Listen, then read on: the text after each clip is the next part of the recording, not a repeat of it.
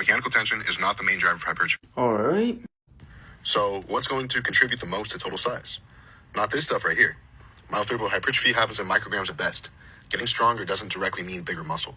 What's going to give us the biggest muscle is a change in shape of the sarcoplasm and its ability to store things. Water, glycogen, salt, etc. The addition of myofibrils is definitely going to be what contributes the most to the total amount of muscle that you build over time. And come on, micrograms, like that's 1/1,000,000th of a gram. I mean, I guess it depends what span of time you're talking about. I mean, seconds, then sure, you can say micrograms. Then he talks about sarcoplasmic hypertrophy, being that main driver, but it's really just a transient process of myofibril addition. Like, it's a temporary phase.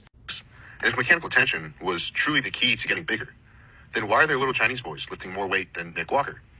And I think this is where the confusion comes, because mechanical tension has nothing to do with, using heavy weight. Mechanical tension is predicated by contraction velocity, where the slower the contraction speed is, the more mechanical tension there's going to be. So for example, I can literally go like this slowly, and that would have a high amount of mechanical tension. But there's another piece to the puzzle, and that is motor unit recruitment. See, motor unit recruitment is related to effort, and the more effort you have, the more motor unit recruitment that you're going to have. And the more motor unit recruitment that you have, the more motor units that you're going to recruit, and the more muscle fibers that you're going to recruit, and thus are able to receive a hypertrophy stimulus, because a muscle fiber must be recruited in order to receive a stimulus. So you want to have a high amount of both of these in order to grow, because one, you need to have high amount of motor unit recruitment so that you're actually recruiting fibers, and thus they're going to be able to receive a stimulus, and then you're going to need a high amount of mechanical tension in order to receive that stimulus. And how do we get these two? By training close to failure, whether you use heavy loads,